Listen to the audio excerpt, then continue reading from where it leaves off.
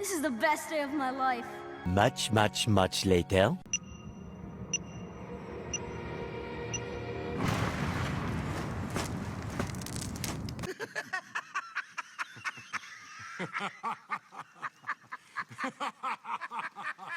When people hear the name Jason Todd, the first words that usually come to mind are vengeful, broken, violent, the angry Robin. But that narrow view barely scratches the surface of who he really is. For decades, DC and even some fans have boxed him into that one emotion, anger. Sure, it's impossible to talk about Jason without mentioning the tragedy that defined him. Kidnapped by the Joker, brutally beaten with a crowbar, left to die in an explosion, his death marking one of Batman's greatest failures. Then comes his resurrection, his rebirth as the Red Hood, the anti-hero fans can't get enough of. But beyond the mask and the guns, there's something deeper. I want to talk about Jason Todd, the person, the misunderstood, complex, and painfully human soul beneath the legend. You know, it really annoys the hell out of me when people in DC reduce Jason to, oh, he's just angry. Like, really? You don't say. Who wouldn't be furious after being kidnapped by a homicidal clown, beaten nearly to death with a crowbar, waiting for your mentor, your father figure to save you, only for him to never show up, then you die in an explosion, claw your way back from the grave, and find out the monster who killed you is still alive and breathing. So yeah, tell me again why Jason's anger is such a mystery. There are so many people in the world who love to label Jason as the angry Robin or claim he kills because he's mad at the world, but it's so much deeper than that. His story isn't just about rage, it's also about classism. For anyone unfamiliar, classism is discrimination based on social class. The systematic bias that favors the wealthy and powerful while pushing down those who come from nothing. Jason's entire life, his struggles, his choices, and his worldview were shaped by that divide. He didn't just grow up angry, he grew up fighting a world that decided his life mattered less. And for any of you to understand Jason, I also have to go over his comic book history as well. When most people think of Jason Todd, their understanding begins and ends with Batman Under the Red Hood, a brilliant adaptation. I highly recommend watching it. It's also a movie that distills and simplifies a much more layered story from the comics. Modern audiences tend to know Jason as the Robin who was too reckless, too angry, or too violent, whose death at the hands of the Joker defined him. So let's go over exactly why Jason Todd is one of the most tragic characters in comic book history. After several months as Robin, Jason began to exhibit traits that unsettled Batman. He was impulsive, brash, and increasingly violent in his pursuit of justice. His enthusiasm to take action often came at the expense of caution, and his defiance began to concern both Bruce and Alfred. When Jason disregarded direct orders in the field, Bruce decided to temporarily bench him. While wandering Gotham in frustration, Jason stumbled upon the crumbling building where he had grown up. One of the tenants recognized him and handed over a box of his old possessions. Inside, Jason discovered a piece of paper bearing two signatures, his father's, whom he already knew, and his mother's, which was smudged beyond recognition. The only visible clue was that her name began with the letter S. Jason's mother, the woman he had known all his life, did not have a name beginning with an S.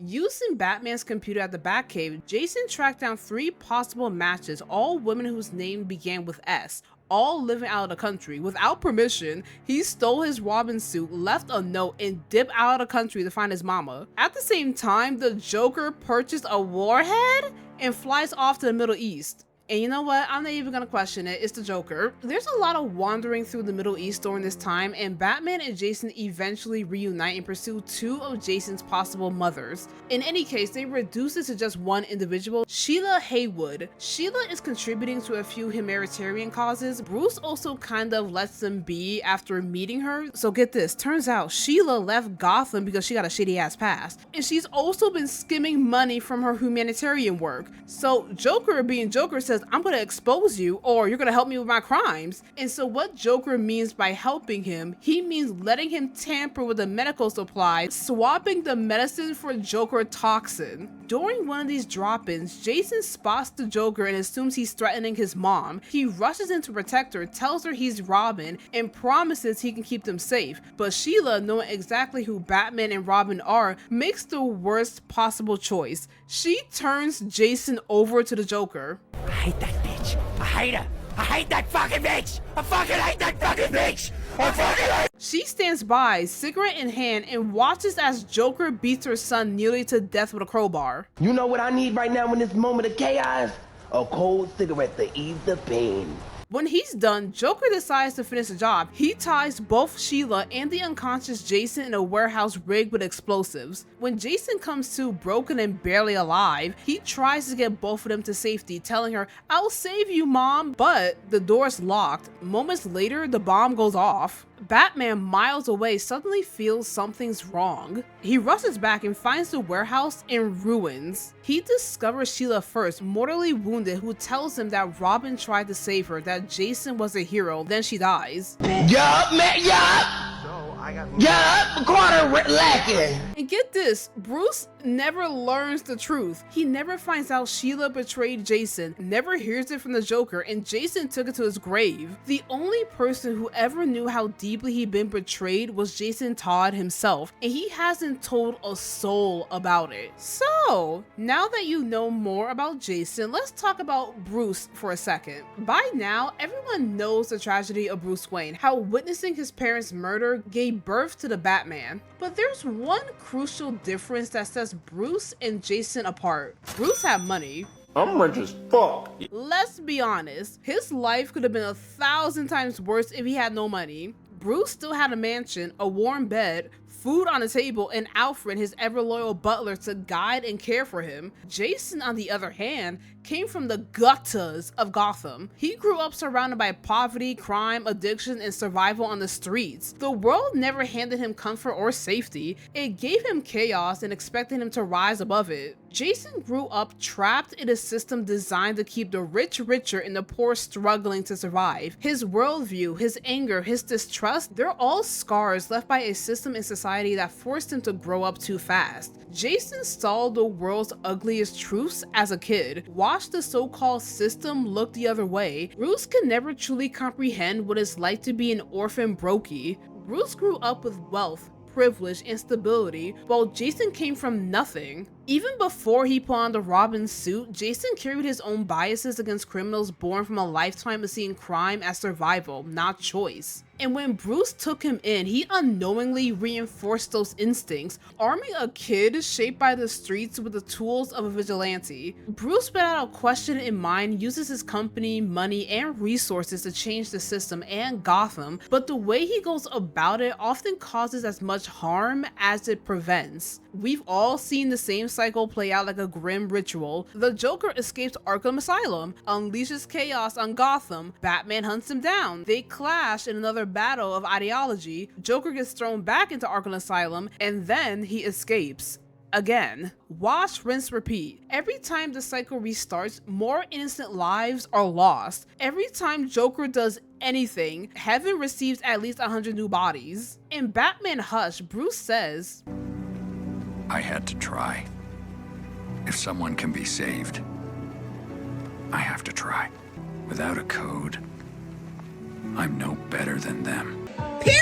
and honestly, I respect the hell out of Batman for that, because it would be so easy. It would be so damn easy for Batman to end it once and for all, but he doesn't. No matter how twisted or evil the villain is, if there's even the smallest chance at redemption, Bruce will take it. That's the heart of his moral code. The belief that what separates us from monsters is our ability to value every life equally, no matter how undeserving. No one, in his eyes, is beyond saving.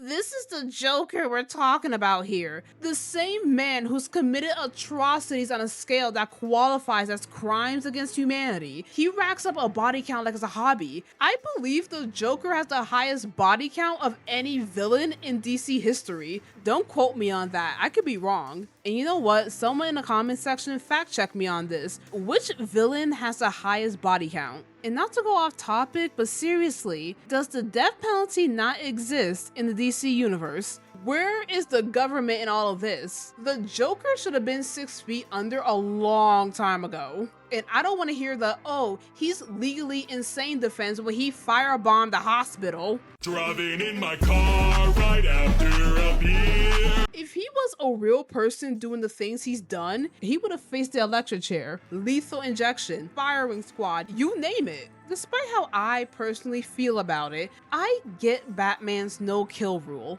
I understand why he holds onto it so fiercely. He doesn't just want to save lives, he hopes everyone can change for the better. Even the clown prince of crime. Eventually. Miss Keisha. Miss Keisha. Miss Keisha. Oh my fucking god, she fucking dead.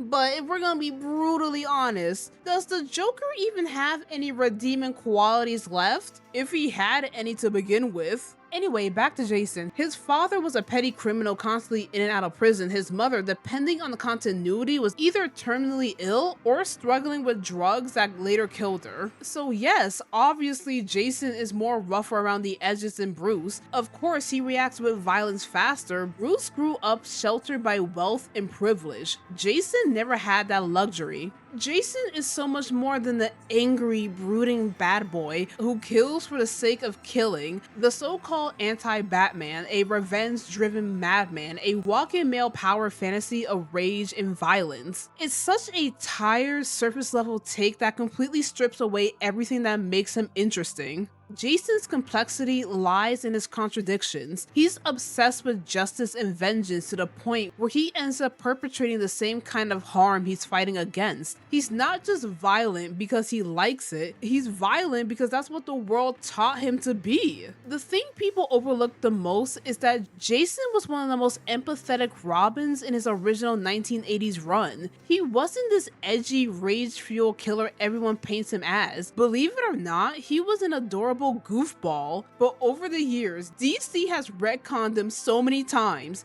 that they practically gaslit an entire fan base into thinking he's always been this angry, unhinged problem child destined to become a criminal. But that version of Jason didn't exist until after his death. His real anger only surfaced after he was resurrected, and honestly, can you blame him? I know I sound like a broken record, but he was brutally murdered, left unavenged, and woke up to find the man who was supposed to protect him did nothing to stop his killer. You telling me you wouldn't be upset? And let's not forget the hypocrisy of it all. Bruce is the one who introduced and exposed Jason to even more violence, training him to fight criminals night after night, and then turned around and judged him for going too far. If 2 plus 2 is 4, right? And 5 plus 5 is 10, okay. What the fuck is this? Because Jason has been constantly labeled as angry and a criminal, he eventually eternalizes those labels, turning them into a kind of self-fulfilling prophecy. When everyone treats you like you're bound to fail, eventually you start to believe it. Jason begins to embody the very image people project onto him, not because it's who he truly is, but because it's who the world insists he must be. This connects directly to Sicarel's theory of typifications, the idea that authority figures like the police rely on stereotypes or typical profiles of offenders. These typifications often target people from lower class backgrounds, framing poverty itself as suspicious. Jason, having grown up poor in Gotham's roughest neighborhoods, fits the profile perfectly. His background automatically places him under the typical offender category, reinforcing the labels others give him. So when people call Jason violent or unhinged, it's not just character judgment, is systematic bias at work. He's the product of a society that decided who he was long before he ever had a say in it. And tragically, Jason learns to wear those labels like armor, even when they're what's slowly destroying him. And now we're getting to the dreaded relationship, if we can even call it that anymore, between Bruce and Jason. Their conflict isn't just about morality or rules, it's about love and the lack of it. The relationship between Bruce and Jason is really about a child who yearned for love and a father who was unable to express it. Jason's deep, painful yearning to be recognized and accepted by Bruce is the source of his anger, defiance, and never-ending drive to prove himself. Bruce, on the other hand, understands what love is like despite his emotional suppression. Before it was forcibly removed from him, he once had it with his parents. However, Jason was never granted that privilege. Growing up on the streets of Gotham, Jason was constantly in fight or flight mode, so when Bruce took him in, it wasn't just about being Robin. For Jason, it was the first time someone had seen him, and that meant everything. And under the red hood, Jason's confrontation with Bruce isn't just about a rant about the no-kill ideology, it's a cry from a heartbroken kid. Bruce, I forgive you for not saving me. You know, I thought I'd be the last person you'd ever let him hurt. I'm not talking about killing Penguin or Scarecrow or Dent. I'm talking about him. Just him. And doing it because he took me away from you. My baby. My baby. My baby, my baby. The scene is screaming about a betrayed child finally telling the man he loved how deep that betrayal felt. So when Jason comes back from the dead, he's faced with the most gut-wrenching realization imaginable. The man who murdered him is still alive, not because he escaped justice, but because the one person Jason loved most refused to break his code for him. To Jason, it's rejection. It's like being told, you weren't worth breaking the rule for. For Bruce, to kill is to lose everything that makes Batman Batman. It's not a moral superiority complex, it's self-preservation.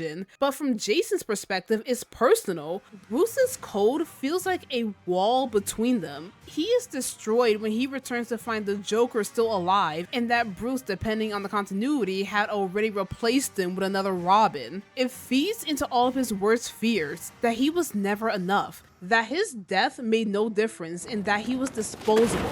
Jason needs proof that he was important and that Bruce valued his life. To Jason, Bruce killing the Joker would have been the ultimate declaration of love, the one irreversible act that said, you mattered more than my principles. But for Bruce, the same act would have been the ultimate betrayal, a surrender to the darkness he spent his entire life fighting. That's the cruel irony of their bond. Jason wants Bruce to prove his love by breaking his code, but Bruce's love depends on never breaking it. And honestly, even if the Joker had died, whether by Jason's hand or Bruce's, it wouldn't have fixed the emotional rift between them. Unfortunately, killing the Joker wouldn't heal Jason's pain. It wouldn't undo the betrayal he feels or the years of loneliness that shaped him. If anything, it will only deepen the wounds between them. Bruce will lose his moral center and Jason will realize that vengeance doesn't heal, it only corrodes. I've always seen Bruce and Jason as two sides of the same coin. Both are men defined by trauma they can't move past, and both built entire identities around trying to control the chaos they left behind. They're haunted by grief, driven by purpose, and utterly terrible at expressing how they actually feel. They both crave love, but don't know how to ask for it or even recognize it when it's right in front of them.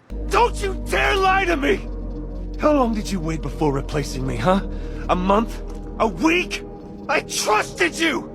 And you just left me to die! Jason Todd as a character has so much untapped potential. Psychologically, he's one of the richest, most complex characters in the Bat family, and yet DC writers so often miss the plot and the point. Instead of exploring the trauma, the moral grayness that makes him compelling, they reduced him to a trigger-happy bad boy with guns, a walking cliche in a red helmet. Tell me why AO3 writers, fan fiction writers, understand understand Jason as a character and write him better than actual comic book writers. And as always, don't forget to like, comment, and subscribe to the notification bell so you never miss an update. And let me know if you want me to talk more about DC characters. I believe someone requested I talk about Zoom from the CW Flash. So let me know in the comments below if you want me to talk about Zoom from the CW Flash. And I'll see you guys next time. Bye!